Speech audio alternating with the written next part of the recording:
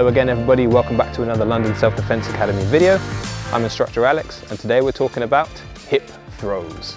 So we're going to go over a few different setups, we're going to go over when and how is it appropriate, when and how to use it, and we're also going to go over what to do if it goes wrong. So hip throws, when they go right, they are absolutely a beautiful, beautiful move, but you need to make contact. So there's only a few times when a hip throw is actually appropriate, either when you're really close in with your opponent or when they're coming towards you and you can use their momentum. So let's have a look at that now. Now, a typical attack that might be appropriate to hip throw somebody, where you can blend with their momentum, is a strike from above. So this could be if somebody has a bottle or a bat, and you'll see I'm stepping in and meeting their momentum. So I'm just changing the direction as he comes in.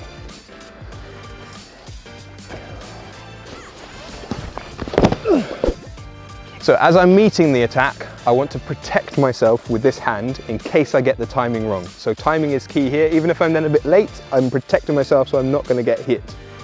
But I need to be earlier than that. I need to react to his timing, step in and take his space, and as he's coming in, I'm turning this hip in towards him. So I want to meet this hip in his hip over here.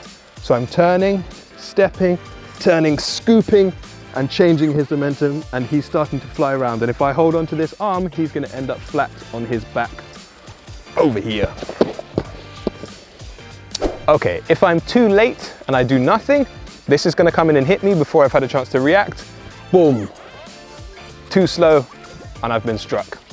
Too early and he's going to change his attack. If I come in before he's raised, he might step back and he might do something different and hit me again, and then the opportunity to hip throw has gone. So it's really all about the timing and stepping in and taking his space. I want to create a pivoting point at my hip here. So I'm sinking my energy down. I'm shooting my hips back into him and I'm creating a point for him to pivot all the way round and over.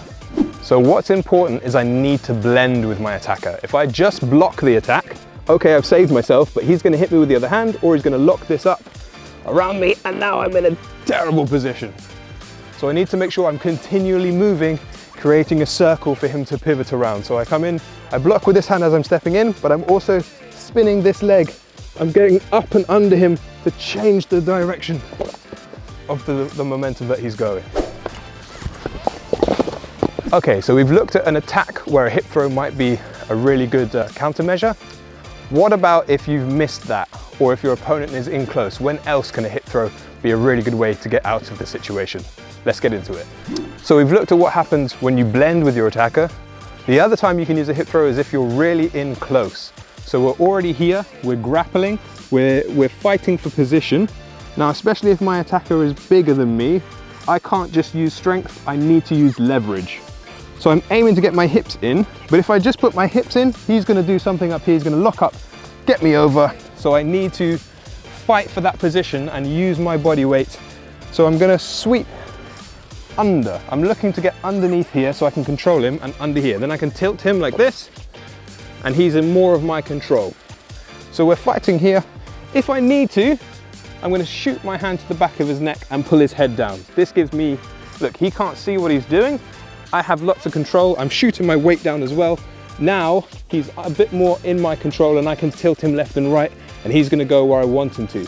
So I can shoot him in here. I've got underneath the back over this side. I'm going to turn and hip throw. So we're here, we're grappling, we're jostling for position. I can hip throw from overhooks, but it's got a risk. So it can be done from here. If I shoot in, I can still take him round, but if his head slips out, I might be in a spot of bother. So we're here, I'm hip throwing him, his head slips out. No, he's taken my back and I'm in a world of trouble. So I'm looking for those underhooks. I'm swimming my hands underneath. So I'm just slipping under the gaps, looking to get underneath. I can control him with his back. I control him under his arm. I can tilt him, and depending which way he is, I want to throw him this way if his head is down here because his body is already going, or I'm going to post him up. So I'm using my shoulder, taking him off balance, tilting him this way, and then look, it's a beautiful way to step in and throw. Let's take a look at the footwork. So I need to be on balance the whole way through. So I'm bending my knees, I'm sinking my center. Now I want to ideally do 2 steps. I'm going to step past my opponent, so this is past his leg, and then I'm going to pivot my hips into his hips to complete the throw over here. And you can see I'm rolling my whole body, my opponent will come over my shoulder and slam down into the floor. So if we're in position, just looking at the feet now, I want to bring my leg past his leg here. I want to bring my other leg pivoting in here. So look, I'm sitting nice and deep in here to bring him over me and throw over my hip round onto the floor. So this can happen where I just go into 1 step and pivot and round, but ideally I want to make it 2 distinct movements. Plant that foot, plant it down nice and sturdy, and then pivot and turn my hips as I'm coming over. So let's look at it all together. Thank you for watching today's video. Hope that's explained a little bit of how to use hip throws and when they're applicable. Make sure you give us a thumbs up, give us a like, subscribe to the channel, and we'll see you on the next one.